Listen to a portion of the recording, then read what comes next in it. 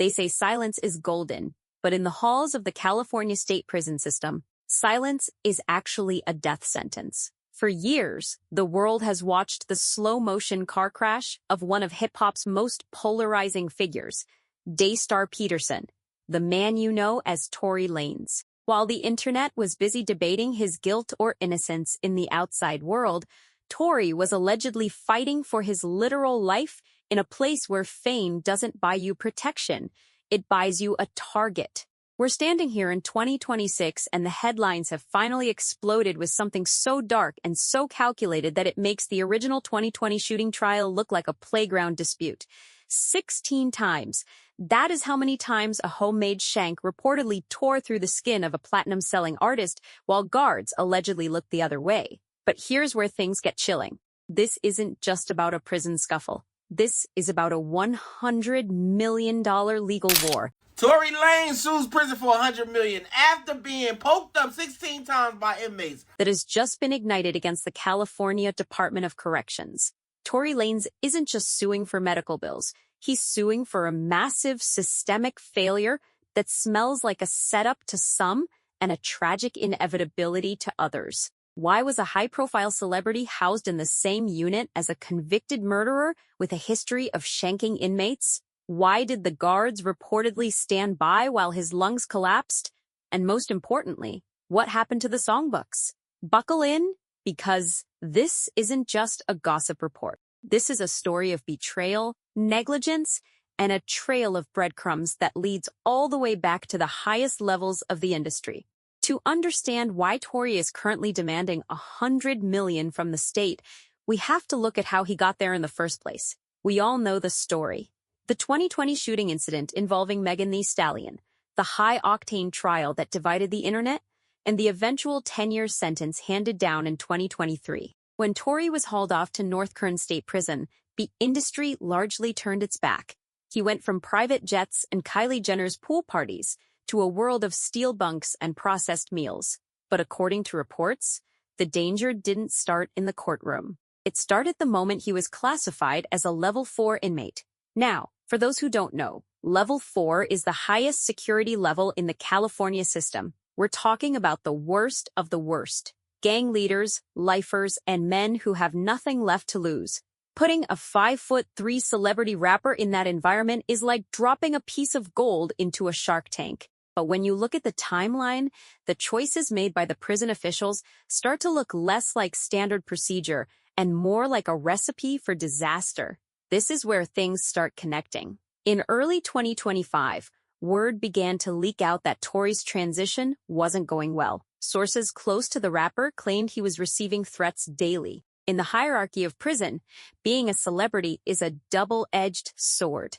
You have money, which makes you a target for extortion, and you have a name, which makes you a trophy for anyone looking to make a reputation for themselves. Reports suggest that Tory's legal team had repeatedly requested protective custody. They knew the environment at the California Correctional Institution in Tehachapi was volatile. Yet, allegedly, these requests were met with bureaucratic shrugs.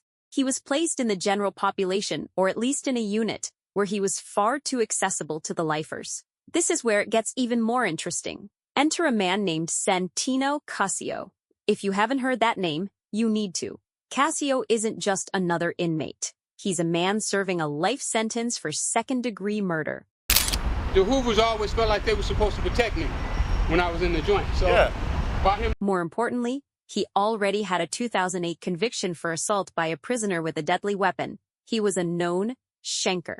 He was a man the system knew was dangerous to other inmates. And yet, on May 12, 2025, the system put him in the same space as Daystar Peterson. Imagine the scene. It's 7:20 in the morning, the air in Tehachapi is cold. Most of the world is just waking up, scrolling through their phones, maybe listening to an old Tory Lanez track. Inside the housing unit, a homemade shank, a sharpened piece of metal or plastic is unsheathed. According to the lawsuit filed in April 2026, the attack was unprovoked. Santino Casio reportedly lunged at Tory, stabbing him 16 times. Not once, not twice, 16. This wasn't a warning. It was an execution attempt. The wounds were scattered across his back, his torso, his head. and his face. One of those strikes hit home, causing a lung to collapse. But here's where things get even darker. Where were the guards? In a level 4 facility, movements are supposed to be monitored. Usually, if a fight breaks out, guards use non-lethal measures. Flash grenades, smoke bombs, pepper spray to break it up instantly. But according to Tory's $100 million claim, the response was slow. There were no flashbangs, no smoke, just the sound of metal meeting flesh while the system watched. Does that sound like standard negligence to you, or does it sound like someone was looking the other way?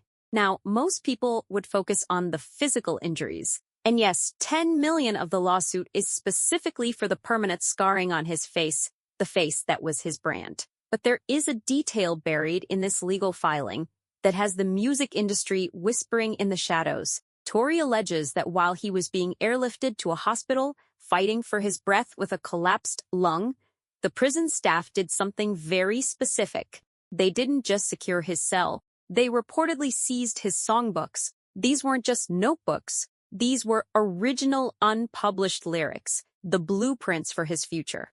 Tory claims these books contain music of great future commercial value and notes from his private conversations with his attorneys. Wait, let's stop right there and connect the dots. Tory is writing new music that could potentially shake the table or address his side of the 2020 shooting in ways he hasn't before. A known crasher is placed in his vicinity. An attack happens that nearly kills him. In the chaos, the one thing that holds his truth and his future income, his lyrics, disappears into the hands of the Department of Corrections. Is it possible the stabbing was the distraction and the songbooks were the target? This is where we move from an unfortunate event into the realm of a potential silencing campaign. Think about who Tory Lanez is. He has always been the independent guy, the one who claimed he was being framed by the giants of the industry. His father, Sunstar Peterson, famously stood outside the courtroom and called out the power players. This is where we move from an unfortunate event into the realm of a potential silencing campaign. Think about who Tory Lanez is. Both my son, myself, and others of our family. He has always been the independent guy, the one who claimed he was being framed by the giants of the industry. His father, Sunstar Peterson, famously stood outside the courtroom and called out the power players. Now, we have to be careful here. These are allegations and theories discussed by fans and sources close to the camp. No one has proven a connection between the industry and the prison guards. But in the world of celebrity gossip, the timing is always a clue. Why would the prison refuse to return his songbooks even now, a year after the attack? Why was Casio never charged for the stabbing?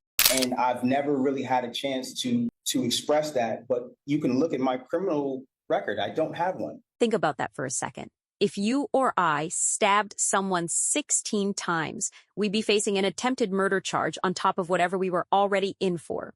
But according to reports, there is no public record of Santino Casio being charged for the assault on Tory Lanez. It's almost as if the incident never happened in the eyes of the law. But it did happen. Tory was transferred to the California men's colony only after he was nearly killed.